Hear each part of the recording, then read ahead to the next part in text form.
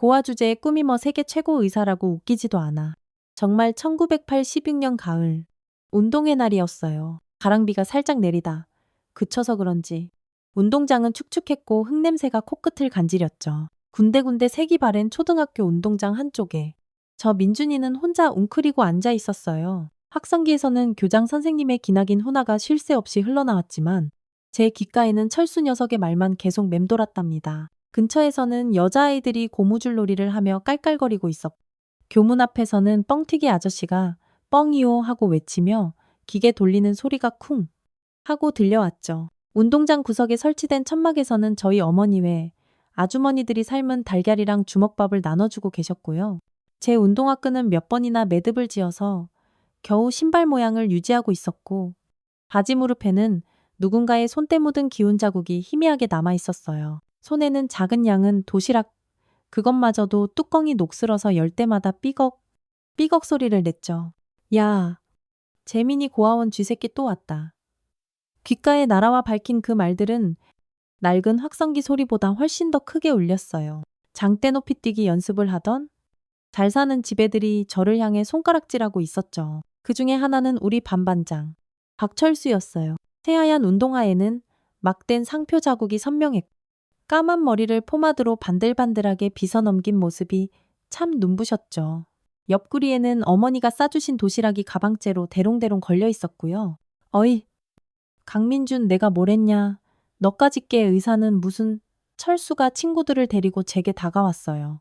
남들은 다 어버이날에 카네이션 달아드리는데 넌 누구한테 달아줄 거냐. 쓰레기통. 아이들의 웃음소리가 교실 창문을 타고 흘러나오는 손에 손잡고 노래보다 더 크게 운동장을 뒤덮었어요. 저는 고개를 푹 숙인 채 양은 도시락 뚜껑을 조용히 열었죠. 식은 밥 한 덩이, 그리고 계란 프라이 하나. 보육원에서 아침마다 주는 똑같은 반찬이었어요. 계란 프라이 위에는 원장님이 특별히 챙겨주신 별 모양 고추장이 예쁘게 뿌려져 있었죠. 야, 얘 진짜 버려진 거 맞대? 완전 쓰레기통에서 주워온 애 같아. 의액. 철수가 발로 도시락을 뻥 찼어요. 아이고 계란 프라이가 운동장 흙바닥에 툭 떨어져 버렸죠. 노른자가 톡 터지면서 흙이랑 뒤섞이는 모습이 꼭 제 마음처럼 더럽게 얼룩지는 것 같았어요.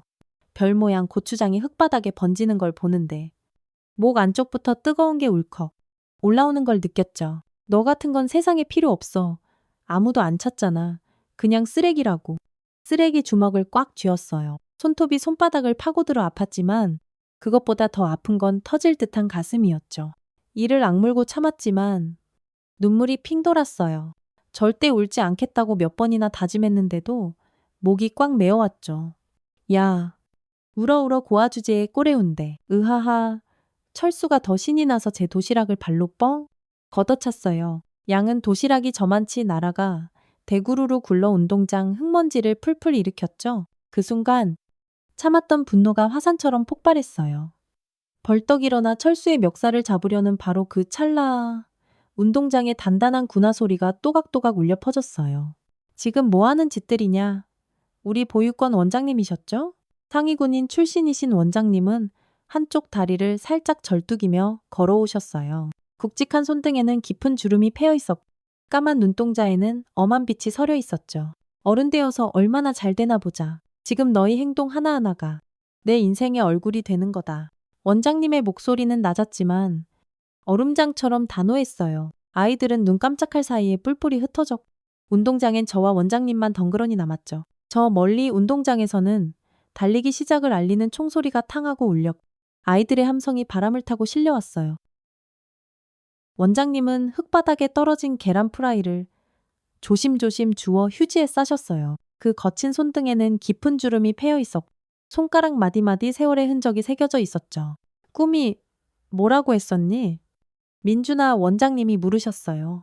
손수건으로 제 눈가를 살짝 닦아주시며 따뜻한 미소를 지으셨죠. 저는 목에 걸린 낡은 나무 목걸이를 만지작거리며 모기만 한 목소리로 대답했어요. 세계 최고의 의사요?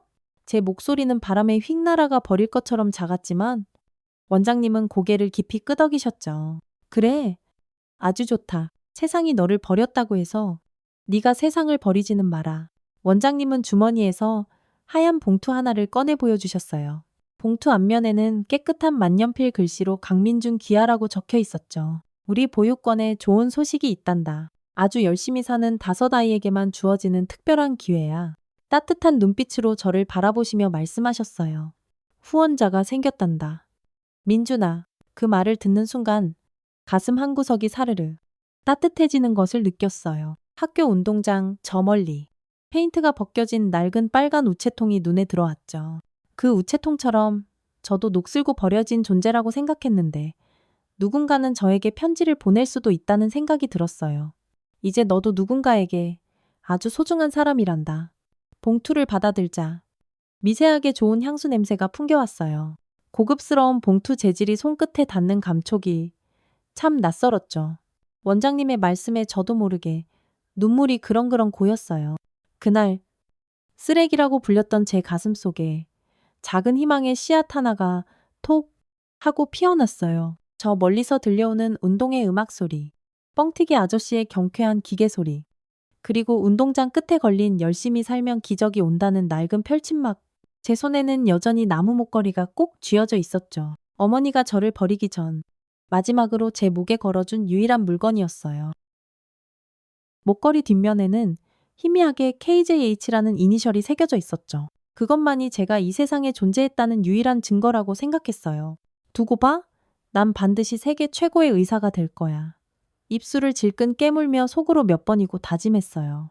운동장 스피커에서는 이어달리기 우승팀을 축하하는 방송이 시끌벅적하게 나오고 있었고 아이들의 환호성이 하늘을 찔렀죠. 그날 버려졌던 아이는 처음으로 자신의 존재 이유를 어렴풋이나마 찾은 것 같았어요. 운동회가 끝난 후 저녁의 보육원 마당은 귀뚜라미 소리만 가득했어요. 낡은 슬레이트 지붕에서는 밤이슬이 뚝뚝 떨어졌고 구석에 쌓인 연탄 더미에서는 검은 가루가 바람에 살짝 날렸죠. 보육원 안은 연탄난로에서 나오는 희미한 불빛과 따뜻한 온기로 가득했어요. 다른 아이들은 벌써 자리에 누워 새근새근 잠들어 있었지만 저는 원장님이 주신 봉투를 가슴에 꼭 껴안고 뜬 눈으로 밤을 지새웠답니다. 봉투에서는 여전히 희미한 향수 냄새가 났고 창문으로 스며드는 달빛 아래에서 마치 보물처럼 반짝이는 것 같았죠. 다음날 아침 원장실로 불려갔어요. 방 안에는 오래된 책상과 앉을 때마다 삐걱거리는 나무 의자, 그리고 노란 백열전구 하나가 희미하게 빛을 내고 있었죠. 벽에 걸린 낡은 시계는 8시 15분을 가리키고 있었고요. 이거 너에게 온 첫 번째 편지란다. 원장님은 붉은 등삭이 잉크 자국이 살짝 묻은 손으로 크림색 봉투를 건네주셨어요. 봉투 뒷면에는 희미한 주소가 적혀 있었죠. 서울시 종로구. 서울이라는 글자가 커다랗게 눈에 들어왔어요. 교과서에서만 보던 그곳, 높은 빌딩과 넓은 도로가 있는 곳, 그곳에서 누군가가 저를 생각했다는 사실이 진짜 믿기지가 않았어요. 창밖으로는 아침 조회를 알리는 종소리가 댕 울렸고 보육원 아이들이 운동장에 줄을 서는 소리가 웅성웅성 들려왔죠. 떨리는 손으로 봉투를 열었어요. 또다시 좋은 향수 냄새가 살짝 풍겼죠. 편지지는 고급스러웠고 검은색 만년필로 쓴 글씨는 정성이 가득 담겨 있었어요. 글씨체는 마치 교과서에 나오는 글씨처럼 반듯했고 꾹꾹 눌러 쓴 필체에서 강인함 같은 것이 느껴졌죠. 민준이에게 너의 이야기를 들었단다. 세계 최고의 의사가 되고 싶다고 했지. 정말 멋진 꿈이구나. 나도 한때 그런 꿈을 꾸었던 적이 있었단다. 너는 이 세상에서 가장 소중한 아이야. 내 주변 환경이 지금 조금 초라하다고 해서 내 가치가 떨어지는 건 절대 아니란다. 넌 반드시 위대한 의사가 될 거야. 그걸 내가 어떻게 아냐고. 너를 처음 봤을 때 나는 알 수 있었단다. 너에게는 아주 특별한 무언가가 있어. 이제부터 내가 내 뒤에서 조용히 너를 지켜볼게. 나를 키다리 아저씨라고 불러주렴. 읽고 또 읽었어요. 한 글자, 한 글자가 가슴에 콕콕 새겨지는 것 같았죠. 너를 처음 봤을 때라는 구절이 특히 이상하게 느껴졌어요. 저를 본 적이 있다는 뜻일까요? 잠시 고개를 들어 창밖을 바라보았어요. 보육원 담장 너머로 낡은 시골버스가 흙먼지를 풀풀 일으키며 지나갔고 아침 햇살이 창틀에 걸려 따스한 기운을 전해주고 있었죠. 자, 이제 답장을 써야지. 원장님이 모나미 볼펜 한 자루와 낡은 공책을 제 앞에 내밀었어요. 볼펜은 이미 많이 사용해서 그런지 잉크가 희미하게 나왔고 끝부분이 살짝 닳아 있었죠. 책상 앞에 앉아 한참 동안 무엇을 써야 할지 고민했어요. 창밖으로는 마당에서 여자아이들이 고무줄놀이 하는 웃음소리가 까르르 들려왔고, 저 멀리서는 누군가가 철제 세숫대야에 물을 받는 소리가 콸콸. 그리고 보육원 식당에서는 점심 준비를 하는지 칼질 소리가 경쾌하게 탁탁탁 울려 퍼졌죠. 키다리 아저씨께 안녕하세요. 저는 강민준입니다. 편지 정말 정말 감사합니다. 아저씨가 저를 본 적이 있다고 하셨는데 혹시 저희 언제 만났던 건가요? 저는 정말로 의사가 될 거예요. 아픈 사람들을 많이 도와주고 싶어요. 우리 원장님도 다리가 불편하신데 제가 언젠가 꼭 고쳐드리고 싶고요. 아저씨는 어떤 분이세요? 얼굴을 한번 뵙고 싶어요. 답장 꼭 기다릴게요. 서툰 글씨였지만 한자 한자 정성껏 썼어요. 한글 맞춤법이 틀린 곳은 원장님이 옆에서 살짝 고쳐주셨죠. 답장을 다 쓴 후 원장님이 저를 보육원 입구로 데려가셨어요. 그곳에는 페인트가 벗겨진 낡은 빨간 우체통이 덩그러니 서 있었죠. 비에 녹슨 철판은 마치 오랜 세월을 견뎌온 깊은 상처 같았어요. 원래는 빨간색이었을 페인트는 군데군데 벗겨져 회색 금속이 드러나 있었고 우체함이라는 글씨는 아주 희미하게 남아 있었죠. 간혹 비가 새서 편지가 적기도 하니까 봉투를 두 겹으로 싸는 게 좋단다. 원장님이 조언해 주셨어요. 여기에 넣으면 아저씨에게 잘 갈 거란다. 원장님의 말씀에 저는 조심스럽게 봉투를 우체통 안에 쏙 넣었어요. 철컥하는 소리와 함께 제 마음도 같이 들어가는 것 같았죠. 그 순간만큼은 이 녹슨 우체통이 세상에서 가장 아름다운 물건으로 보였어요. 원장님, 키다리 아저씨는 어떤 분이에요? 궁금증을 참지 못하고 결국 물어봤죠. 원장님은 잠시 먼 산을 바라보시더니 알 수 없는 미소를 지으셨어요. 내 인생은 말이다.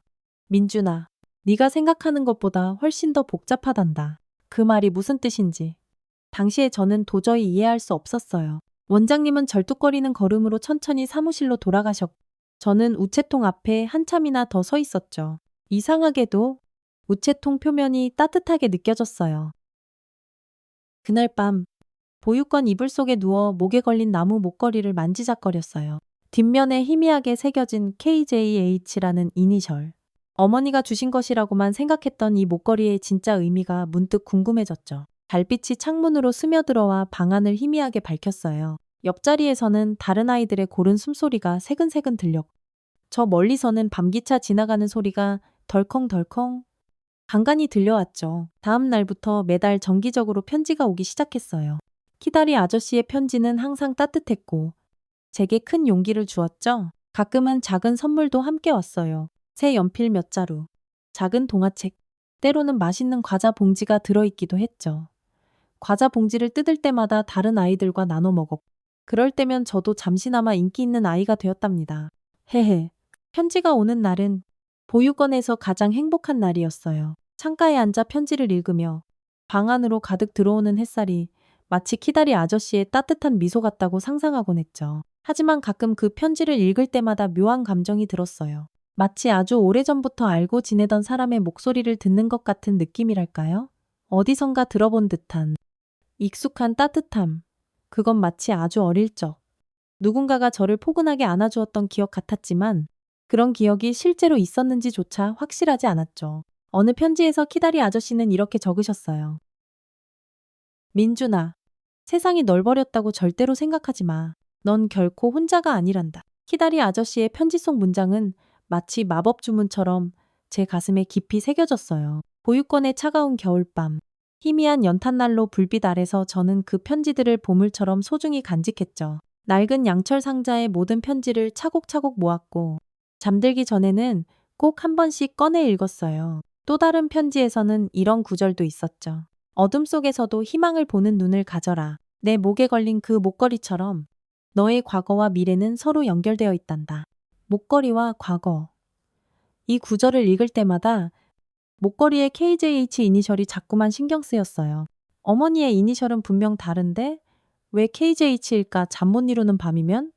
그 의문이 머릿속을 빙빙 맴돌았죠. 그렇게 1년이 지났어요. 제 생일날 아주 특별한 편지가 봉투 안에는 작은 책 한 권이 들어있었어요. 의학의 기초라는 제목의 책이었죠.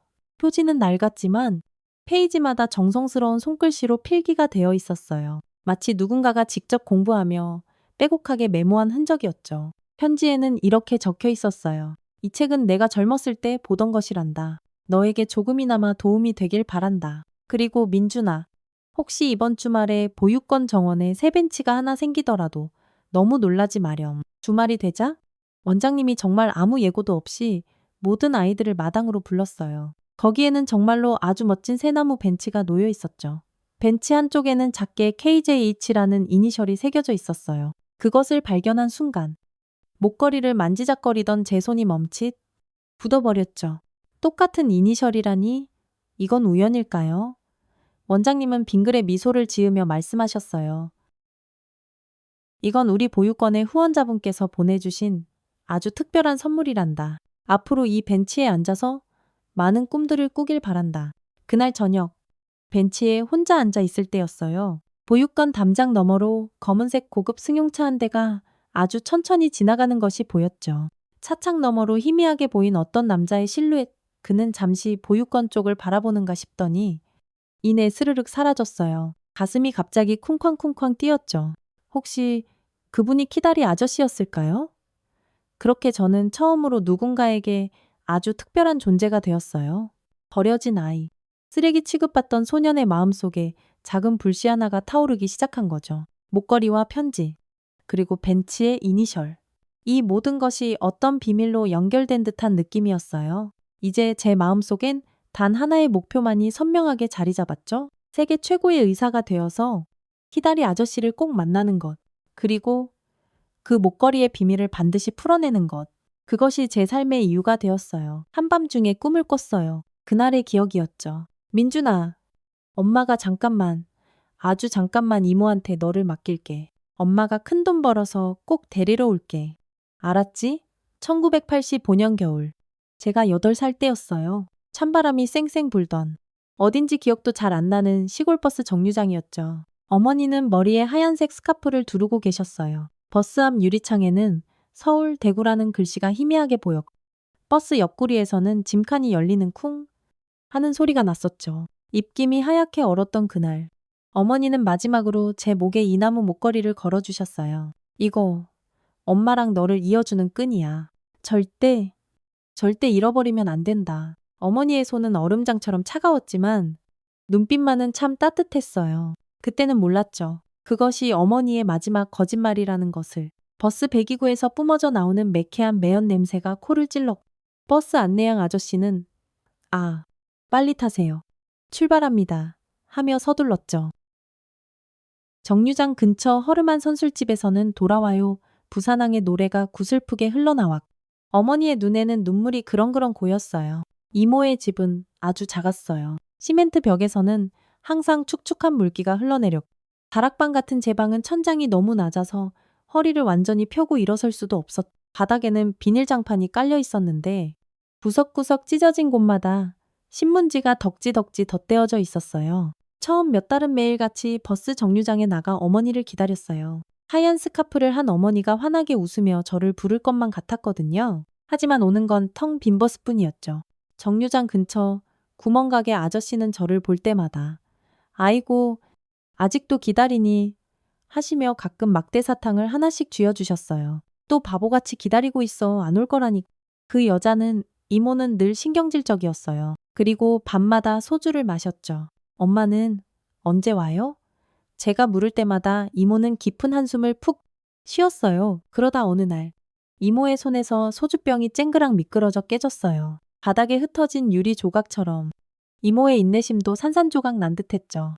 큰돈 웃기지 말라 그래. 내 엄마? 좋은 남자 만나서 미국 갔다더라. 아주 외제차 삐까뻔쩍하게 타고 다닌대. 이모는 술을 마실 때면 더 많은 이야기를 했어요. 취한 목소리로 중얼거리는 말들이 조각난 퍼즐처럼 제 머릿속에 조금씩 맞춰졌죠. 어느 날은 이모가 소주병을 벽에 냅다 던지며 소리쳤어요. 그 양반이 남겨준 재산도 싹 다 가져가 놓고 애만 덩그러니 버리고 뭐가 좋다고 따라갔대. 쌍! 그 뒤로는 말을 삼키셨지만요. 그렇게 조각난 이야기들만 주워 들으며 1년이 흘렀어요. 해가 바뀌고 쌓였던 눈이 다 녹은 어느 봄날이었죠. 이제 너도 갈 때가 됐다. 이모는 조간신문을 보며 툭 말했어요. 신문 한쪽에는 아시안게임 준비 소식이 실려 있었고 봄을 알리는 벚꽃 축제 광고가 화려하게 실려 있었죠. 무슨 말씀이세요? 내 엄마는 우리 모두한테 죽은 사람이야. 이제 너도 가야 해. 그날 오후 이모는 저를 낡은 봉고 트럭 뒷자리에 태웠어요. 창문 밖으로는 벚꽃이 눈처럼 흩날렸죠. 정말 아름다운 봄날이었지만 제 마음은 진흙탕에 빠진 것처럼 한없이 무거웠어요. 이모는 담배를 뻐끔뻐끔 피우며 말없이 운전만 했죠. 차가 도착한 곳은 붉은 벽돌로 지어진 2층 건물이었어요. 보육원이라는 낡은 간판이 바람에 삐걱거렸죠. 건물 주변으로는 낮은 담장이 둘러져 있었고 입구에는 녹슨 철제 대문이 굳게 닫혀 있었어요. 대문 옆에는 빨간색 우체통이 서 있었는데 그때는 그 우체통이 제 인생을 이렇게 바꿔놓을 거라고는 상상도 못했죠. 잠깐만 기다리고 있어. 서류 좀 쓰고 올게. 이모는 그렇게 말하고 건물 안으로 쏙 들어가 버렸어요. 저는 트럭 뒷좌석에 웅크리고 앉아 목걸이를 만지작거리며 하염없이 기다렸죠. 10분, 20분, 1시간이 지나도 이모는 돌아오지 않았어요. 갑자기 트럭이 덜컹 흔들렸어요. 뒤를 돌아보니 낯선 남자가 운전석에 앉아 있었죠? 야, 거기 꼬마 내려 이 차 이제 가져가야 하니까. 저기요. 제 이모고 나발이고 박씨 아줌마가 이 차 팔았다고 얼른 내려. 그제야 알았어요. 이모가 저를 완전히 버렸다는 것을요. 허겁지겁 트럭에서 내렸고 남자는 곧바로 차를 횡하니 몰고 사라졌어요. 흙먼지만 풀풀 남기고 떠나는 트럭을 바라보며 제 안에 남아있던 마지막 희망마저 산산조각 나는 것 같았죠. 비가 추적추적 내리기 시작했어요. 보육원 철문 앞에 홀로 남겨진 저는 손에 작은 보따리 하나와 목에 걸린 제 전부인 그 목걸이만 꼭 쥐고 있었죠. 철문 앞 우체통에는 빗방울이 뚝뚝 떨어졌고 저 멀리서 천둥 소리가 우르릉 하고 울렸어요. 그때 문이 끼익 열리고 원장님이 나오셨어요. 아이고, 이런 여기 웬 아가가 있네. 어서 들어오렴. 비 다 맞겠다. 절뚝거리는 걸음으로 나오신 원장님은 제 머리 위로 커다란 우산을 펼쳐주셨어요. 그 우산 아래로 들어서는 순간 저는 참았던 눈물을 왕 터뜨리고 말았죠. 원장님의 따뜻한 품에 안겨 어린아이처럼 엉엉 울었어요. 그날부터 보육원 생활이 시작되었어요. 엄마도, 이모도, 그 누구도 저를 다시 찾지 않았. 처음 며칠은 말도 하지 않았어요. 다른 아이들이 시끌벅적하게 떠들고 웃어도 저는 구석에 혼자 앉아 창밖만 하염없이 바라봤죠. 원장님은 그저 조용히 다가와 제 머리를 쓰다듬어 주시는 것 외에는 아무것도 강요하지 않으셨어요. 밤마다 울었어요. 목걸이를 꼭 쥐고 낯선 천장을 바라보며 아이들과 함께 쓰는 공동 침실에 삐걱거리는 철제 침대. 살짝 곰팡이 냄새가 나는 얇은 담요. 한밤중에 들리는 아이들의 코 고는 소리와 간간이 섞여 나오는 훌쩍임. 이제 이곳이 제 집이었어요. 엄마가 정말 죽은 건지 아니면 살아있는 건지 정말 미국에 간 건지 모든 게 혼란스러웠어요. 가끔 텔레비전에 나오는 미국 풍경을 볼 때면 어머니가 저기 어딘가에 있을까 하고 막연히 상상하곤 했죠. 한 달쯤 지났을까? 보육원 청소를 돕다가 원장님 서랍에서 우연히 서류 하나를 보게 되었어요. 제 입소 서류였죠. 보호자 없음, 이모 김명희 가명, 연락 두절, 특이사항 모친 행방불명, 부친 불명, 그리고 맨 마지막 줄에 작은 글씨로 메모가 적혀 있었어요. 입소 당일, 고급 승용차 목격됨, 지속적인 관찰 필요. 무슨 뜻인지 정확히는 몰랐지만 그날 밤 저는 꿈을 꿨어요. 까만 차에서 내리는 모자를 쓴 어떤 남자가 저를 가만히 바라보는 꿈이었죠. 꿈에서 깨고 나서도 그 눈빛이 너무나 선명하게 기억났어요. 마치 아주 오래전부터 알고 있던 눈빛 같았죠. 다음 날 용기를 내어 원장님께 여쭤봤어요. 원장님, 저희 엄마 정말 다시 안 돌아오실까요? 원장님은 깊은 한숨을 내쉬셨어요. 민준아, 세상에는 말하기 어려운 진실들이 참 많단다. 때로는 모르는 게 덜 아플 때도 있는 법이야. 그날 이후로 더 이상 묻지 않았어요. 그저 목에 걸린 나무 목걸이만 꼭 쥔 채. 언젠가는 이 모든 것의 진실을 알게 될 날이 오리라고 막연히 다짐했죠. 원장님의 배려로 학교에 다시 다니게 되었고 조금씩 말도 하기 시작했어요. 시간이 지날수록 어머니의 얼굴은 점점 희미해져 갔지만 그날의 기억만은 사진처럼 선명했어요. 차가운 버스 정류장, 하얀 스카프, 그리고 마지막 약속. 큰돈 벌어서 꼭 데리러 올게. 하지만 10년이 지나도록 그 누구도 저를 찾아오지 않았어요. 모두가 저를 버린 것 같은 세상에서 유일한 빛은 철수 녀석의 괴롭힘을 막아주셨던 원장님과 그 후 홀연히 나타난 키다리 아저씨의 편지뿐이었죠. 어느 날 키다리 아저씨에게 용기를 내어 물었어요. 아저씨, 혹시 제 부모님에 대해 아시는 것이 있으신가요? 돌아온 답장은 짧았어요. 모든 진실은 때가 되면 반드시 밝혀진단다. 지금은 너의 꿈을 향해 힘차게 달려가렴. 그 답장을 읽고 나서 목걸이에 KJH 이니셜이 더욱더 신경 쓰였어요. 무언가 아주 중요한 단서가 숨겨져 있을 것만 같았죠. 그리고 원장님 서랍에서 봤던 그 메모. 고급 승용차 목격됨. 이 모든 것이 혹시 서로 연결되어 있는 건 아닐까요? 보육원 창가에 앉아 저 멀리 지평선을 바라보며 언젠가는 이 모든 수수께끼가 풀릴 날이 올 것이라고 굳게 믿었어요. 그리고 그 믿음은 힘겨운 시간들을 버텨내는 저를 지탱하는 가장 큰 힘이 되었죠. 고등학교 3학년. 드디어 저는 처음으로 의대 입시에 도전했어요. 민준아, 너라면 꼭 합격할 거야. 원장님은 자신있게 말씀하셨지만 결과는 예상대로였죠. 아무리 지방에서 정규 1등을 했다고 해도 보육원에서 혼자 독학한 실력으로는 당시 서울에 있는 의대의 높은 문턱을 넘기엔 턱없이 부족했어요. 삐걱거리는 낡은 나무 의자에 앉아 학력고사 성적표를 받아들던 날, 제 손은 사시나무처럼 떨리고 있었죠. 합격자 명단 어디에도 제 이름은 없었어요. 보육원 옥상에 올라가 하늘을 바라보며 한참을 엉엉 울었어요. 손에는 키다리 아저씨가 마지막으로 보내주신 편지가 축축하게 들려 있었죠. 포기하지 마라. 민준아, 너의 꿈은 반드시 이루어질 것이다. 재수라도 해볼까 하는 마음에 키다리 아저씨에게 편지를 보냈어요. 곧바로 답장이 왔. 민준아, 내가 학원비를 도와주마. 절대로 포기하지 마라. 그러나 그 희미한 희망은 오래가지 못했어요. 졸업 이후 붉은 도장이 선명하게 찍힌 현역병이 병통지서가 보육원으로 배달되었죠. 당시는 재수생이라도 병역 의무를 피할 수 없던 시절이었거든요. 이 병통지서를 들고 원장님 방에 들어섰을 때 원장님의 눈빛에서 깊은 슬픔이 느껴졌어요. 지금 입대해서 제대하고 나서 더 열심히, 더 당당하게 도전하겠습니다. 키다리 아저씨에게 마지막 편지를 썼어요. 답장은 아주 짧았죠. 돌아올 때까지 기다리고 있겠.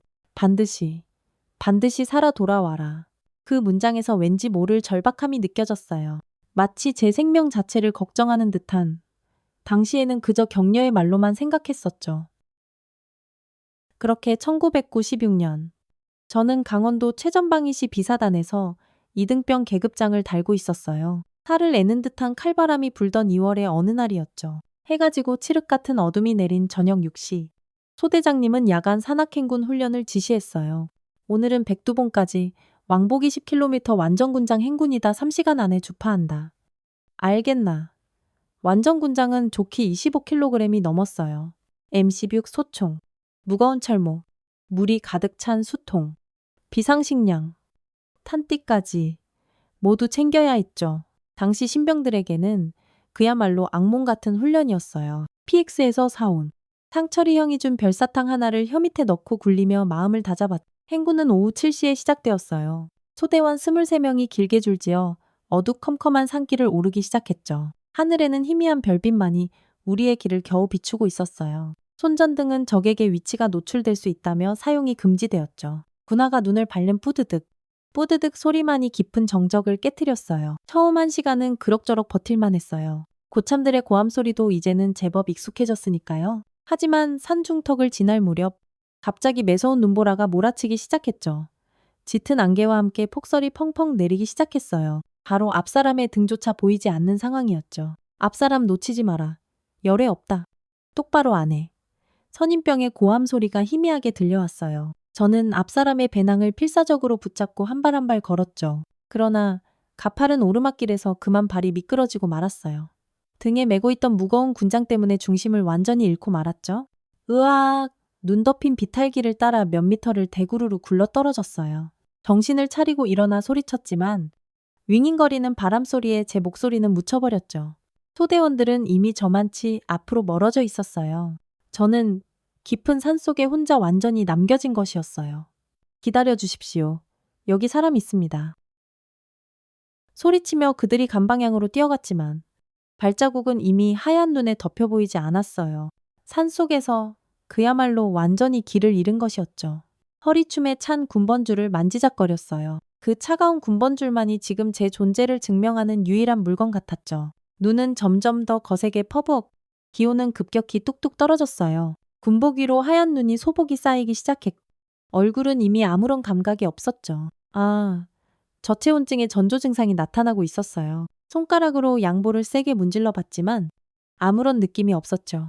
이러다 정말 죽겠구나. 온몸으로 공포가 엄습했어요. 하지만 그때 문득 생각났죠. 훈련소에서 배웠던 생존법 바람을 피할 곳을 찾고 최대한 보온을 유지하라. 눈을 부릅뜨고 주변을 살폈고 운 좋게도 작은 바위 아래 움푹 들어간 공간을 발견했어요. 그곳으로 기어들어가 몸을 최대한 웅크렸죠. 군화 속 발가락은 이미 감각이 없었고 얼굴은 꽁꽁 얼어붙은 듯 했어요. 바람이 바위 틈으로 휘몰아칠 때마다 휙, 휙 하는 소리가 마치 누군가의 구슬픈 울음소리처럼 들렸어요. 등에 진 배낭에서 비상식량과 방수포를 꺼냈어요. 손이 덜덜 떨려 제대로 펴지지도 않는 방수포를 몸에 둘렀고 딱딱한 비상식량을 억지로 입에 넣었죠. 뺨 위로 뜨거운 눈물이 주르륵 흘렀지만 그대로 얼어붙었어요. 체온이 급격히 떨어지고 있었죠. 손가락은 이미 딱딱하게 굳어가고 있었고 발은 아무런 감각이 없었어요. 스르르 졸음이 밀려왔어요. 저체온증 환자가 잠들면 다시는 깨어나지 못한다는 것을 알고 있었지만 무거운 눈꺼풀이 저절로 감겼죠. 안 돼. 일어나 살아야 해. 의식이 점점 희미해지는 바로 그 순간 갑자기 제 가슴팍이 뜨겁게 느껴졌어요. 군복 안주머니에 넣어둔 것이 생각났죠. 추위에 벌벌 떨리는 손으로 안주머니를 더듬었어요. 심장 가장 가까이에 품고 있던 두 가지 물건. 하나는 키다리 아저씨의 마지막 편지였고 다른 하나는 목에서 잠시 내려두었던 나무 목걸이였어요. 그 순간 귓가에 어떤 목소리가 울렸어요. 포기하지 마라. 민준아. 낯설지만 어딘가 아주 익숙한 남자의 목소리였어요. 한청이었을까요? 아니면 죽음 직전에 꾸는 환상이었을까요? 윙윙거리는 바람 소리 사이로 들려오는 그 목소리는 너무나 선명했어요. 일어나. 민준아, 넌 세계 최고의 의사가 되어야 해. 그 소리에 저는 깜짝 놀라 번쩍 눈을 떴어요. 살아야 한다는 강한 본능이 온몸을 뒤흔들었죠. 몸을 세게 문지르고 배낭 속 플라스틱 수통에 담긴 물로 입을 겨우 축였어요. 수통은 몸 가까이에 품고 있어서 다행히 물이 얼지 않았죠. 버텨. 반드시 살아서 돌아가야 해. 머릿속에서는 계속해서 그 목소리가 메아리쳤어요. 넌 결코 혼자가 아니다. 키다리 아저씨가 편지에 자주 쓰셨던 그 말이 제 꺼져가던 생존 의지를 다시 활활북 돋아주었어요. 눈을 감지 않기 위해 제 뺨을 세게 꼬집 발가락을 계속해서 꼼지락거렸죠. 눈이 그치길 기다리며 새벽이 오기만을 간절히 기다렸어요. 안주머니에서 꺼낸 나무 목걸이를 꼭 쥐었어요. KJH 이니셜의 손가락을 하염없이 문질렀죠. 밤이 깊어질수록 추위는 더욱더 살을 애는 듯 심해졌어요. 영하 30도의 혹한이 뼛속까지 시리게 스며들었죠. 분화 안의 발은 이미 꽁꽁 얼어붙은 것 같아 손가락은 시퍼렇게 변해 있었어요. 그렇게 8시간이 흘렀어요. 저는 맑은 정신으로 버티기 위해 기억을 더듬고 또 더듬었죠. 어린 시절 초등학교 운동회, 철수 녀석의 지독한 괴롭힘, 원장님의 따뜻했던 손길, 그리고 키다리 아저씨가 보내주신 수많은 편지들. 그 기억들이 희미해져가는 제 정신을 간신히 붙잡아 주었죠. 드디어 동이 트자 매섭던 눈보라가 조금씩 잦아들었어요. 희미한 새벽 햇살이 하얀 눈으로 뒤덮인 산을 비추기 시작했죠. 바로 그때였어요. 강민준 2등병. 저 멀리서 누군가가 제 이름을 애타게 부르는 소리가 들렸어요. 아, 수색대였죠. 밤새도록 저를 찾아다녔던 것이었어요. 여기 있습니다. 겨우 소리를 냈지만 목소리는 거의 나오지 않았어요. 대신 수통으로 바위를 힘껏 두드렸죠. 탕탕탕 저기다. 저 바위 아래다. 수색대원들이 드디어 저를 발견했어요. 그들의 얼굴에는 안도의 표정이 가득했죠. 눈 속에 절반쯤 파묻힌 저를 발견한 수색대장님의 눈에는 눈물이 그렁그렁 고여 있었어요. 야, 이 녀석아, 우리가 밤새 얼마나 찾았는지 알아. 임마, 선임병이 놀란 얼굴로 물었. 저는 그저 힘없이 미소만 지을 뿐이었어요. 그들은 긴급들 것을 펼쳐 저를 조심스럽게 눕히고 두꺼운 방한 담요로 제 몸을 감쌌어요. 누군가가 초콜릿 조각을 입에 넣어주었고 뜨거운 보리차가 담긴 보온병을 건네주었죠. 병원으로 후송되는 길에 군의관님이 제 상태를 점검했어요. 하얀 가운을 입은 중년의 남자였죠. 그의 목에는 청진기가 걸려 있었고 주머니에서는 알싸한 소독약 냄새가 났어요. 중증 저체온증이군. 이런 상황에서 평균 생존율이 30%도 안 되는데? 허허. 정말 기적적으로 살았군. 그 군의관님의 목소리가 어딘가 아주 익숙했어요. 어젯밤 제가 들었던 그 목소리와 굉장히 비슷했죠. 하지만 의식이 혼미한 상태라 확신할 수는 없었어요. 닷새 후 군병원에서 회복 중일 때였어요. 간호장교님이 낡은 철제 트레이 위에 작은 봉투 하나를 올려놓고 갔죠. 강민준 일병님, 편지 왔습니다. 떨리는 손으로 봉투를 열었어요. 아, 키다리 아저씨의 편지였죠. 어떻게 제가 병원에 있다는 걸 아셨을까요? 민준아, 네가 무사하다는 소식을 들었다. 정말 잘 견뎌주어. 고맙구나. 세상에는 설명하기 어려운 신비한 연결고리가 있단다. 너는 결코 혼자가 아니라는 것을 잊지 마라. 편지를 읽는 동안 병실 창문 너머로 주차장이 보였어요. 하얀 가운을 입은 머리가 희끗희끗한 어떤 남자가 차에 오르는 모습이 눈에 들어왔죠. 그는 잠시 병실 창문을 향해 고개를 들었. 순간 우리의 눈이 마주친 것 같았어요. 낯선 듯 익숙한 눈빛이었죠. 하지만 그는 이내 차에 오르고 횡하니 사라졌어요. 검은색 세단에 몸을 실은 그는 누구였을까요? 어쩌면 제 상상이었는지도 모르겠어요. 손에 뒷목걸이에 KJH 이니셜이 햇빛에 반짝였죠. 그날 밤 저는 의무실에서 빌린 펜과 종이에 키다리 아저씨에게 제 인생에서 가장 중요한 결심을 적었어요. 키다리 아저씨께 죽음의 문턱에서 다시 돌아왔습니다. 그때 들었던 목소리가 아직도 제 귓가에 생생하게 맴돕니다. 이번 일을 겪으면서 제 인생의 목표가 더욱 뚜렷해졌습니다. 제대 후 반드시 의대에 가서 의사가 되겠습니다. 사람의 생명을 구하는 일, 그것이 제 소명임을 깨달았습니다. 일주일 후 답장이 왔어요. 아주 간결했지만 제 운명을 바꾸는 내용이었죠. 민준아, 네가 의사가 된다면 약속하마. 그때는 우리가 직접 만날 수 있도록 내가 너를 기다리고 있겠다. 그 편지에는 처음으로 첨부물이 들어 있었어요. 서울의 유명 의대 입시학원 1년 등록증이었죠. 지금까지 받았던 그 어떤 선물보다 가장 크고 소중한 선물이었어요. 부대로 복귀했을 때 저를 진료했던 군의관 박 대위님이 저를 불렀어요. 그때 창밖에서 봤던 그 은발의 남자는 아니었죠. 하얀 가운을 입은 그는 제 차트를 보며 말했어요.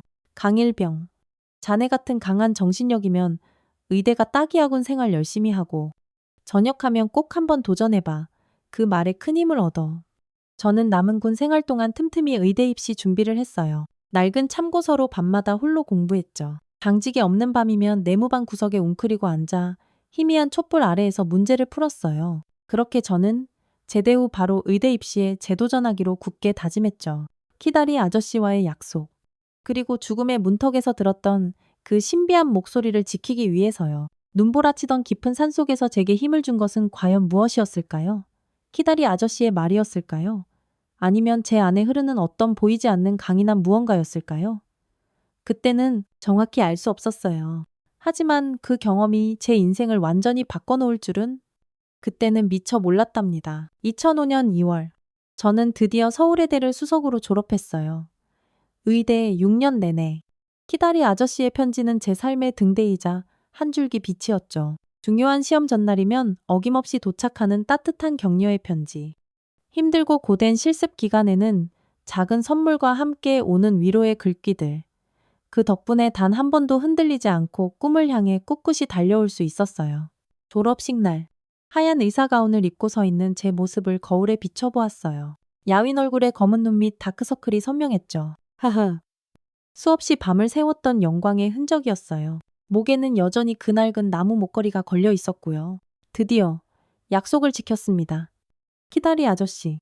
그날 밤, 저는 아저씨에게 졸업 소식을 알리는 편지를 썼어요. 존경하는 키다리 아저씨께 드디어 제가 의사가 되었습니다. 아저씨의 도움이 없었다면 정말 불가능했을 일입니다. 진심으로 감사합니다. 일주일 후 답장이 왔어요. 자랑스럽구나. 민준아. 하지만 이제부터가 진짜 시작이란다. 인턴 생활은 아주 고될 테지만 너라면 분명히 잘 해낼 수 있을 거야. 인턴 시절은 정말 고됐어요. 36시간 연속 근무는 기본이었고 선배 의사들의 불호령에 따라 병원 이곳저곳을 정신없이 뛰어다녔죠. 하지만 환자들의 고통이 조금이라도 줄어드는 모습을 볼 때면 그 어떤 피로도 눈 녹듯이 사라지는 것 같았어요. 인턴 생활 3개월 차. 응급실 당직이던 어느 날 밤이었어요. 선생님, 알코올 중독 환자 들어왔습니다. 토열이 심하고 의식도 불안정해요. 간호사의 다급한 말에 응급실로 번개같이 달려갔어요.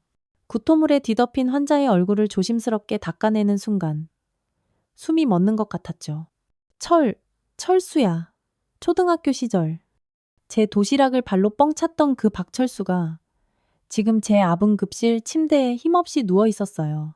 술에 잔뜩 절어 퉁퉁 부은 얼굴이었지만 그 매서운 눈매만은 제 기억 속 반짝이던 명찰을 단 부잣집 도련님은 이제 낡은 작업복에 시멘트 가루가 묻은 손을 가진 초라한 일용직 노동자가 되어 있었어요. 위세척 준비하세요.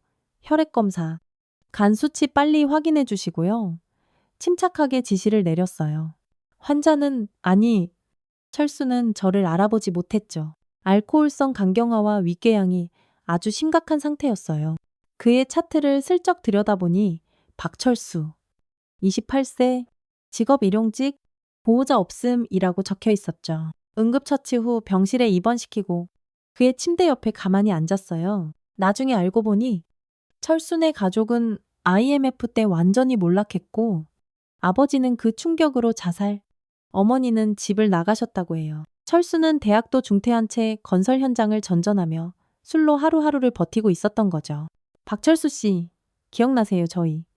초등학교 때 같은 반이었는데 그제서야 그는 저를 자세히 쳐다보았어요.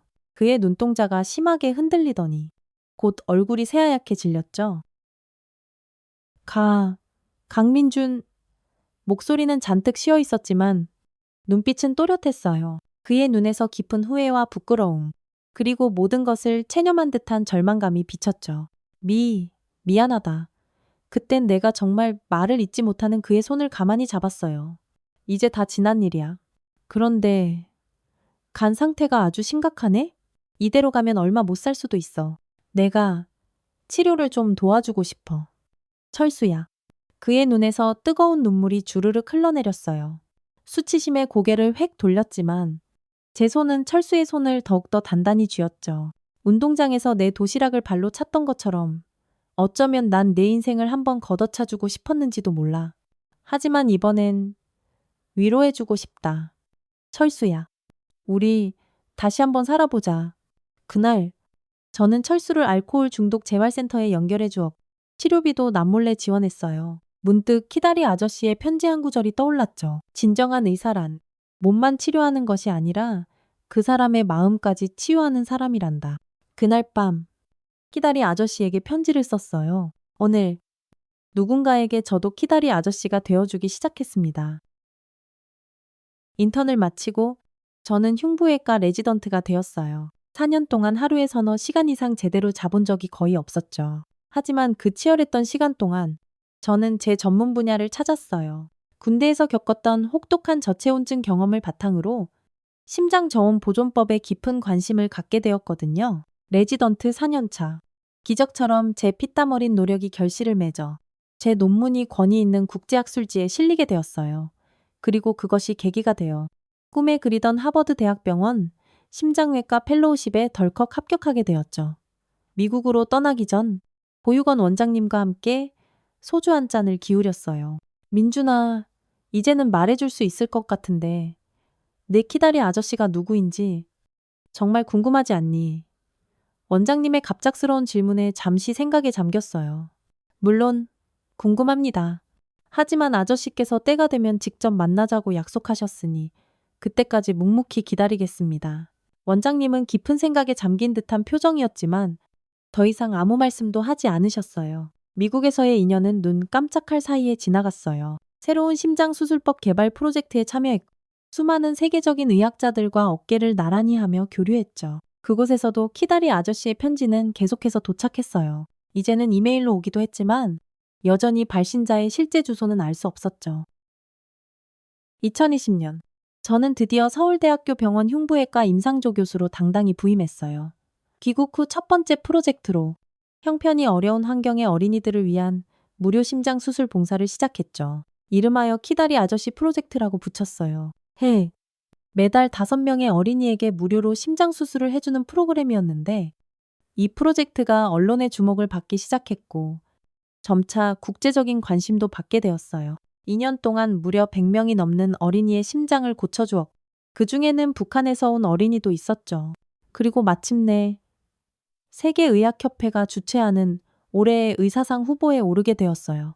시상식은 스위스 제네바에서 열렸고 저는 생애 처음으로 근사한 턱시도를 차려입고 그곳에 참석했죠.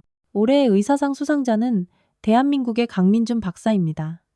뜨거운 박수 소리에 이끌려 단상으로 천천히 올라갔어요. 세계 각국의 저명한 의학계 인사들이 모두 모인 그 자리에서 제 이름이 자랑스럽게 호명되는 순간이었죠.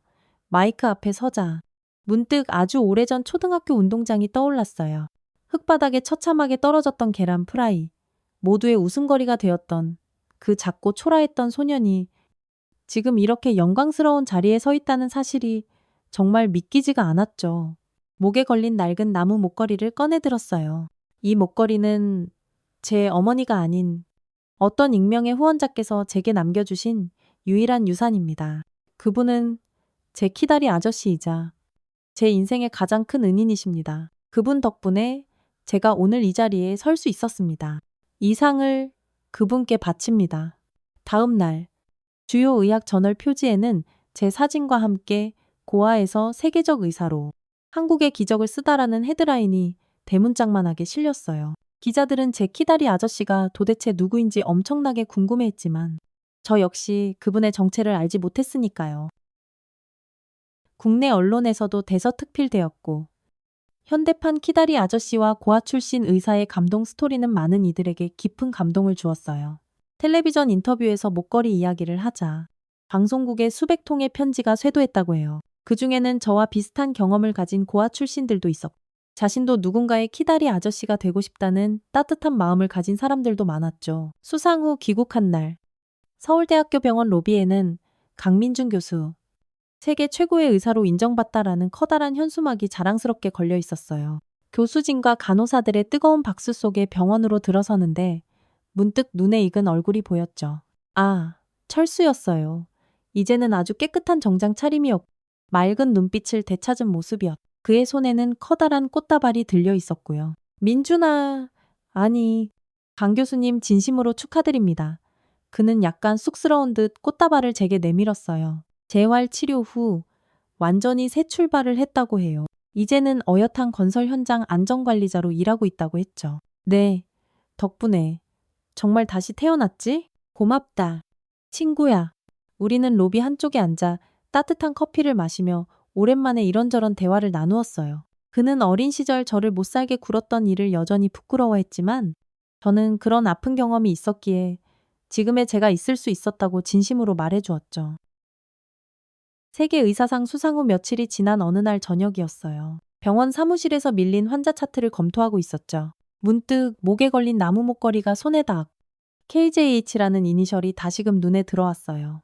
아주 오랜 시간 동안 풀지 못한 수수께끼였죠. 그때 조심스러운 노크 소리가 똑똑 들렸어요. 평소와는 사뭇 다른 표정의 수간호사님이 문을 빼꼼 열었죠.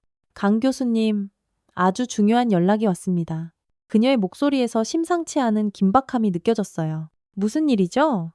김 간호사님, 삼청동에서 개인 병원을 하시던 김지훈 원장님께서 지금 위독하시답니다. 병원 측에서는 원장님께서 아주 오래전부터 교수님을 간절히 찾고 계셨다고 하고요. 지금 저희 서울대학교 병원 중환자실에 계시는데 의식이 있을 때 꼭 한번 만나야 한다고 간곡히 부탁하셨습니다.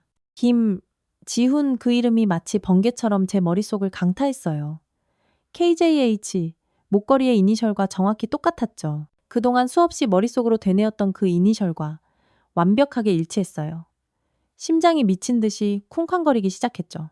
목걸이를 손으로 꽉 쥐었어요. 아이였을 때부터 군대 시절, 그리고 의대 시절까지 그 모든 시간을 저와 함께했던 키다리 아저씨.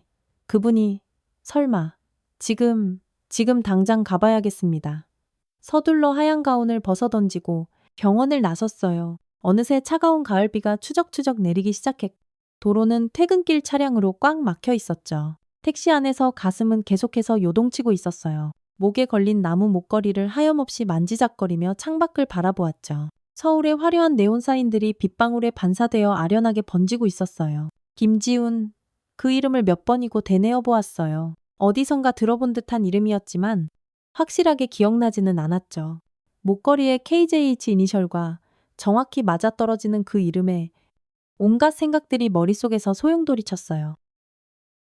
택시가 드디어 서울대학교 병원 응급실 앞에 도착했어요. 차가운 비를 맞으며 급히 현관으로 뛰어들어갔고 안내데스크에서 김지훈 환자의 위치를 다급하게 물었죠. 김지훈 환자분은 지금 중환자실 504호에 계십니다. 하지만 면회는 저는 의사입니다. 그리고 그분이 제 가족입니다. 순간 말문이 턱 막혔어요. 과연 저는 그분의 가족일까요?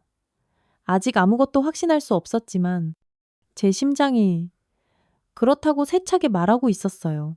중환자실 복도는 숨막힐 듯이 조용했어요. 희미한 형광등 불빛 아래 간호사들이 그림자처럼 조용히 오가고 있었고 각종 모니터 소리와 산소, 공급장치의 일정한 기계음만이 규칙적으로 들려왔죠. 504호실 앞에 이르자 간호사가 저를 조용히 멈춰 세웠어요. 죄송합니다만 환자분 상태가 매우 위중하십니다. 췌장암 말기시고 어제 갑자기 상태가 악화되셨어요. 의식은 아직 있으시지만 오래 대화하시긴 어려우실 겁니다. 심장이, 아니, 제 영혼 전체가 격렬하게 떨려왔어요. 조심스럽게 문을 열고 안으로 들어서자 희미한 형광등 불빛 아래 앙상하게 마른 몸 하나가 보였죠. 수많은 의료 장비와 링거줄에 둘러싸인 70대 후반으로 보이는 백발의 노인. 피부는 심한 황달로 누렇게 변해 있었고 산소 마스크가 얼굴의 반쯤을 가리고 있었어요. 그러나 그 눈동자만큼은 또렷하게 살아있었죠. 그 눈이 저를 향했을 때 저는 단번에 알 수 있었어요. 낯설지만 어딘가 사무치게 익숙한 그 눈빛, 군 생활 당시 후송되던 구급차 안에서 보았던 바로 그 눈동자였어요. 그리고 아주 오랜 세월 동안 빛바랜 사진 속에서만 희미하게 보았던 그 눈매가 지금 바로 제 눈앞에서 저를 가만히 바라보고 있었죠. 아, 아저씨, 침대 옆에 힘없이 무릎을 꿇고 앉았어요. 노인은 아주 힘겹게 미소를 지었죠. 주름지고 메마른 손이 아주 천천히 올라와 제 뺨을 가만히 쓰다듬었어요. 그 차가운 손길에서 뭔가 아주 익숙한 온기가 느껴졌어요. 마치 아주 어린 시절 누군가가 저를 따뜻하게 쓰다듬어 주던 바로 그 느낌이었죠. 드디어 만나는구나. 민준아. 목소리는 거의 들리지 않을 정도로 작았지만 그 미소만큼은 세상 그 무엇보다 따뜻했어요. 눈가에 깊은 주름이 잡히며 그의 눈에서 뜨거운 눈물 한 방울이 주르륵 흘러내렸죠. 산소 마스크를 잠시 벗으려고 하셨지만 제가 황급히 말렸어요. 아니, 말씀하지 마세요. 제가 키다리 아저씨를 드디어 찾아왔습니다. 그의 눈이 순간 반짝였어요. 힘겹게 고개를 끄덕이는 모습에서 모든 확신이 들었죠. 제 눈에서도 뜨거운 눈물이 걷잡을 수 없이 흘러내리기 시작했어요. 왜 저를 그동안 이렇게까지 도와주셨어요? 그는 아주 천천히 고개를 돌려 침대 옆 작은 서랍을 가리켰어요. 조심스럽게 서랍을 열자 낡은 앨범 한 권과 함께 누렇게 변색된 서류 뭉치가 나왔죠. 가장 위에는 아주 오래된 사진 한 장이 놓여 있었어요.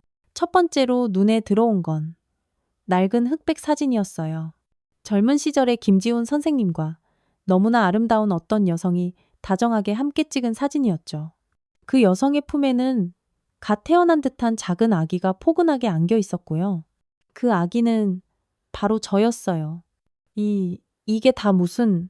사진을 뒤집자 뒷면에 떨리는 글씨로 1978년 사랑하는 민준이와 함께 라고 적혀 있었어요. 심장이 쿵 하고 바닥으로 떨어지는 듯 했어요. 김지훈 선생님이 아주 힘겹게 입을 열었죠. 민준아, 나는 네 아버지였단다.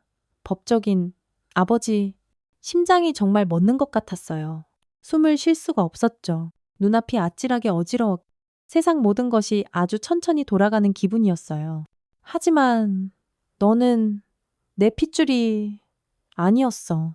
선생님은 아주 천천히, 숨이 넘어갈 듯 아주 천천히 모든 것을 이야기해 주셨어요. 한마디 한마디 말씀하실 때마다 산소포화도 수치가 뚝뚝 떨어져서 간호사가 2번이나 다급하게 들어왔지만 그는 끝까지 모든 이야기를 마치셨다. 1976년 선생님은 제 어머니와 결혼하셨대요. 당시 젊은 의사였던 그는 행복한 가정을 꿈꿨다고 하셨죠. 그러나 결혼 1년 후 어머니는 다른 남자와 눈이 맞았고 그 사이에서 저를 임신하셨던 거예요. 내 어머니는 나에게 너를 내 아이라고 속였어. 아이를 낳아 기르던 중 친자 검사 결과를 우연히 알게 된 아버지. 아니, 김지훈 선생님은 엄청난 배신감에 결국 이혼을 결정하셨어요. 하지만 당시 법원은 어머니에게 훨씬 유리한 판결을 내렸고 어머니는 거액의 위자료와 재산분할금을 받게 되었죠. 내 어머니는 그 돈으로 미국으로 훌쩍 가버렸다. 그리고 너를 자기 여동생에게 맡겼지. 그 후 어머니는 미국에서 재혼했고 이모는 저를 키우다 결국 보육원에 버렸던 것이었어요. 나는 모든 걸 다 알고 있었다. 하지만 그 배신감에 어떻게 해야 할지 정말 몰랐어. 김지훈 선생님은 제가 보육원에 버려진 후 비밀리에 보육원과 연락하며 키다리 아저씨가 되어주셨던 거예요. 법적으로는 더 이상 아버지가 아니었지만 마음속으로는 항상 저를 친아들처럼 생각하셨다고요. 네가 의사가 되길 간절히 바랐다. 너의 그 재능을 나는 처음부터 알았으니까.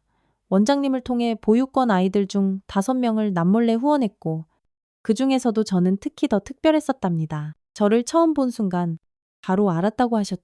제 반항적이면서도 슬픔이 가득한 그 눈빛에서 천재적인 의사의 소질을 보았다고 말씀하셨어요. 간호사가 조용히 들어와 선생님의 상태를 체크하며 제게 낮은 목소리로 속삭였어요. 선생님, 시간이 정말 얼마 없으세요. 제 손에는 여전히 낡은 앨범이 들려 있었어요. 한 장 한 장 넘겨보니 거기엔 정말 놀라운 것들이 가득 담겨 있었죠. 제 아주 어린 시절 사진들, 보육원 행사 때 저 멀리서 몰래 찍은 듯한 모습들, 심지어 초등학교 운동회 장면도 있었어요. 아버지는 항상 그림자처럼 제 곁에서 저를 지켜보고 계셨던 것이었어요. 마지막 페이지에는 제 의대 합격 통지서 사본이 빗바랜 채 붙어 있었죠. 그 옆에는 아버지의 떨리는 손글씨 메모가 적혀 있었어요. 내 아들 민준이가 드디어 해냈다. 눈물이 왈칵 쏟아졌어요. 앨범 아래에는 또 다른 충격적인 것이 있었죠. 은행 통장이었어요. 그건 너에게 주려고 평생 모아둔 거란다. 20년 동안 아주 조금씩 통장에는 정말 믿을 수 없는 액수가 적혀 있었어요. 키다리 아저씨는, 아니, 아버지는 평생을 검소하게 사시면서 오직 저를 위해 이 엄청난 재산을 모으셨던 것이었어요. 제가 받았던 그 모든 후원금의 출처가 바로 이분이었던 거죠. 아, 아버지, 저는 목이 꽉 메어 더 이상 말을 잇지 못했어요. 흔들리는 침대 철제 레일을 두 손으로 꽉 잡았지만 온몸이 사시나무처럼 떨렸죠. 누군가를 아버지라고 부른 것은 제 인생에서 이번이 처음이었어요. 침대 옆에 다시 무릎을 꿇고 그의 차가운 손을 두 손으로 꼭 잡았어요. 어머니는 저를 버렸지만 진짜 핏줄로 이어진 사이가 아니었어도 이분은 제 진짜 아버지였어요. 남몰래 저를 평생 지켜봐 주신 제 인생의 은인이자 유일한 구원자였죠. 미안하다. 민준아, 진작 만났어야 했는데. 아니에요. 아버지가 제 곁에 계셨다는 것만으로도 저는 너무나 행복해요. 정말이에요. 아버지는 아주 힘겹게 미소 지으셨어요. 그때 그의 눈이 잠시 침대 옆 서랍을 다시 한번 저는 떨리는 손으로 다시 서랍을 열었고 거기서 빛바랜 편지 한 통을 발견했어요. 사랑하는 아들 민준에게 내가 더 이상 이 세상에 없을 때 너는 이 편지를 읽게 될 것이다. 사실은 네 생모가 최근 나에게 연락을 해왔단다. 아주 심한 병에 걸려 마지막으로 너를 꼭 한번 만나고 싶어 한다더구나. 이 편지 뒷면에 주소를 적어두었다. 만날지 말지는 전적으로 너의 선택이지만 만약 용서할 수 있다면 그것 또한 삶의 한 방식이라는 것을 알아주었으면 좋겠다. 편지를 읽는 동안 아버지의 손길이 갑자기 스르륵 힘없이 약해졌어요. 심전도 모니터의 날카로운 삐익 소리가 조용한 병실에 섬뜩하게 울려 퍼졌죠. 아버지, 아버지. 의사로서 본능적으로 심폐소생술을 시작하려 했지만 간호사들이 저를 부드럽게 말렸어요. 교수님, 선생님께서는 미리 의료지시서에 심폐소생술하지 마시오 DNR이라고 서명해 두셨어요. 임종을 아주 자연스럽게 맞이하고 싶다는 의사를 분명히 밝히셨습니다. 깊은 무력감에 다시 한번 무릎을 꿇고 아버지의 손을 꼭 잡았어요. 그의 마지막 말은 아주 고요하고 평화로웠죠. 너는 내 핏줄이 아니었어도 내 심장이었다. 내 전부였어. 민준아. 마지막 숨을 거두시는 그 순간까지 아버지의 눈은 오직 저만을 향해 있었어요. 그 순간 저는 완전히 무너져 내리며 어린아이처럼 엉엉 울고 말았죠. 차갑게 식어가는 아버지의 손을 붙잡고 이 세상에서 저를 가장 사랑해준 사람의 마지막을 지키며 그렇게 한참을 울었어요. 아버지, 아버지. 서랍 속 서류들을 다시 천천히 살펴보니 거기에는 아버지가 20년 동안 하루도 빠짐없이 쓰신 일기가 있었어요. 그 안에는 제 성장 과정이 아주 자세하게 기록되어 있었죠. 1986년 10월 15일. 오늘 우리 민준이를 운동회에서 멀리서나마 보았다. 못된 아이들에게 괴롭힘을 당하고 있었지만 그 눈빛만은 조금도 꺾이지 않았다. 역시 내 아들이다. 1996년 2월 20일. 민준이가 군대에서 실종되었다는 다급한 연락을 받았다. 심장이 정말 멎는 줄 알았다. 제발, 제발 부디 살아만 있기를. 2005년 2월 25일. 우리 민준이가 드디어 의대를 졸업했다. 멀리서 지켜보기만 했지만 내 인생에서 가장 자랑스럽고 행복한 순간이었다. 일기장을 가슴에 끌어안고 저는 또다시 주저앉아 오열했어요. 이 모든 시간 동안 아버지는 항상 그림자처럼 제 곁을 맴돌며 저를 지켜보고 계셨던 것이었어요. 제가 위험에 처했을 때 항상 기적처럼 나타나셨고 제가 성공적인 순간을 맞이할 때 항상 남몰래 축하해 주셨죠. 편지를 통해 그리고 아무도 모르는 은밀한 도움을 통해 저를 지금의 모습으로 키워주셨던 거예요. 그렇게 잃어버렸던 아버지를 기적처럼 찾은 바로 그날 저는 다시 아버지를 영원히 잃고 말았어요. 하지만 이제 저는 분명히 알 수 있었죠. 아버지는 단 한순간도 저를 버린 적이 없었다는 것을, 그리고 제가 누구인지, 어디서부터 왔는지를 말이에요. 고맙습니다. 키다리 아저씨, 아니, 나의 아버지. 그날 밤, 아버지의 싸늘한 병실에서 나와 병원 옥상으로 올라갔어요. 서울의 밤하늘은 이상하리 많지 맑았고 별들이 금방이라도 쏟아질 듯이 반짝이고 있었죠. 아버지가 남기신 소중한 물건들을 가슴에 꼭 품에 안고 목에는 이제 그 의미를 정확히 알게 된 KJH 나무 목걸이를 걸고 있었어요. 아버지, 이제부터는 제가 누군가의 키다리 아저씨가 되겠습니다. 그것이 제가 아버지께 드릴 수 있는 유일한 약속입니다. 아버지의 유언대로 장례식은 아주 소박하게 치렀고 화장을 한 후 유골은 바다에 뿌리기로 했죠. 인천 앞바다의 어느 작은 선착장. 그곳은 아버지와 어머니가 처음 만났던 추억의 장소라고 해요. 아버지는 어머니와 이혼한 후 단 한 번도 재혼하지 않으셨고 혈육이라고는 저 하나뿐이었죠. 한 번 깊이 상처받은 마음은 다시는 쉽게 열지 않으셨다고 담당 간호사님이 슬쩍 말해주었죠. 평생을 외로이 사시면서도 오직 저만을 위해 모든 것을 바쳐 살아오신 거예요. 낡은 택시를 타고 선착장으로 향했어요. 운전사 아저씨는 80년대 스타일의 포마드 머리를 하고 계셨고 라디오에서는 아주 오래된 옛가요가 구슬프게 흘러나왔죠. 돌아와요 부산항에. 아버지가 생전에 아주 좋아하셨다는 그 노래였어요. 저기가 선착장입니다. 손님?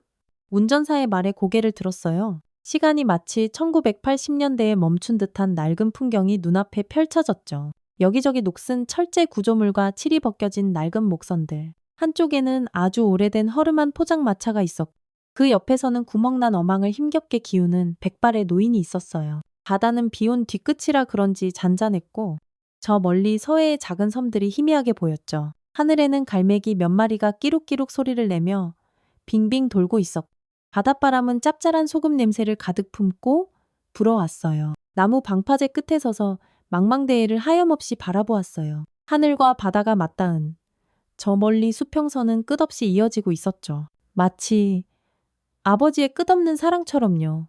아버지, 저 왔어요. 조용히 유골함을 열었어요. 하얀 재가 차가운 바닷바람에 섞여 바다 위로 흩날리며 사라졌죠. 그 순간 또다시 뜨거운 눈물이 왈칵 쏟아졌어요. 왜 진작 말씀하지 않으셨어요? 왜요? 텅 빈 바다를 향해 울부짖었지만 아무런 대답도 돌아오지 않았어요. 대신 잔잔한 파도 소리만이 철썩 제 귀를 때렸죠. 유골을 모두 뿌리고 나서 주머니에서 아버지가 남기신 것들을 꺼냈어요. 20년간 저에게 보내주신 수많은 편지들, 낡은 나무 목걸이, 그리고 생모의 주소가 적힌 작은 메모.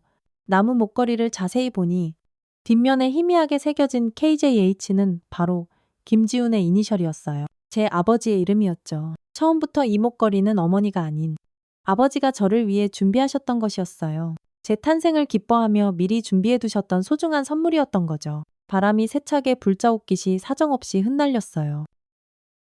문득 아주 어린 시절, 보육원 앞에 있던 그 낡은 우체통이 생각났죠.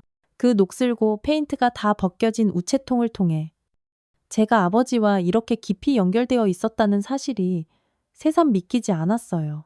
선착장을 떠나기 전 근처 아주 오래된 포장마차에 들어갔어요. 80년대 스타일 그대로인 이곳은 수십 년 동안 변한 게 하나도 없어 보였죠. 빛바랜 낡은 간판, 여기저기 찢어진 비닐 천막, 삐걱거리는 낡은 나무 의자. 뭐 드릴까요? 총각 주인 할머니가 무심하게 물으셨어요. 소주 한 병만 주세요. 소주를 따르는 소리가 쪼르륵 귓가에 선명하게 울렸어요. 아버지를 위한 빈잔을 하나 따랐죠. 누구? 잃었어요. 할머니가 물으셨어요. 제 빨갛게 충혈된 눈을 보셨나 봐요. 아버지를요. 아이고, 참 안 됐네. 효도는 많이 했어요. 그 말에 가슴이 갈기갈기 찢어지는 듯 했어요. 단 한 번도 효도라 씨의 효도를 해드리지 못했죠. 아버지는 저를 그저 키다리 아저씨로만 만나셨고, 진짜 아버지로서는 단 하루도 함께하지 못하셨으니까요. 아니요, 저는 아무것도 괜찮아요. 아버지는 다 알고 계실 거예요. 할머니의 따뜻한 위로에 묵묵히 소주잔을 비웠어요. 쓰디쓴 소주 맛이 타는 듯한 목구멍을 타고 천천히 내려갔죠. 포장마차를 나와 서울로 돌아가는 시외버스에 몸을 실었어요. 창밖으로 빠르게 스쳐 지나가는 서해안 풍경이 마치 제 파란만장했던 인생처럼 느껴졌어요. 굴곡진 해안선, 때로는 거칠고, 때로는 더없이 잔잔한 바다, 그리고 언제나 그 위에 변함없이 떠있는 밝은 태양. 주머니 속에 꾸깃하게 들어있는 생모의 주소가 적힌 종이가 유난히 무겁게 느껴졌죠. 만나야 할까요? 용서할 수 있을까요? 아직은 잘 모르겠어요. 하지만 언젠가는 그 무거운 문도 한번 열어볼 생각이에요. 아버지께서 용서를 말씀하셨으니까요. 서울로 돌아온 그날 저녁, 제가 자랐던 보육원으로 향했어요. 건물은 깨끗하게 새로 단장되어 있었지만 마당의 커다란 플라타너스 나무와 낡은 담장은 예전 그대로였죠. 그리고 놀랍게도 그 낡은 빨간 우체통은 여전히 그 자리에 꿋꿋하게 서 있었어요. 아이고, 강 교수님 어서 오세요.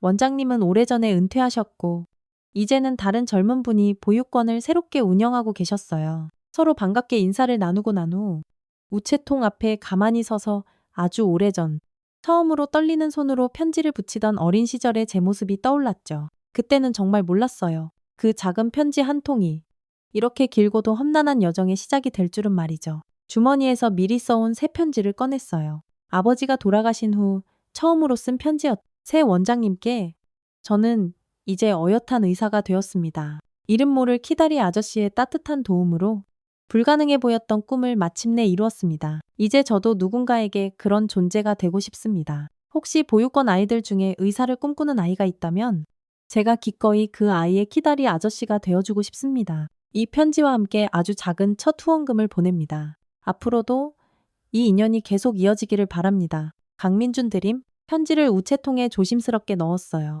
딸깍하는 작은 소리와 함께 제 인생의 새로운 장이 활짝 열리는 듯한 기분이 들었죠. 그리고 보육원을 나오기 전 새로 부임하신 원장님께 한 가지 부탁을 드렸어요.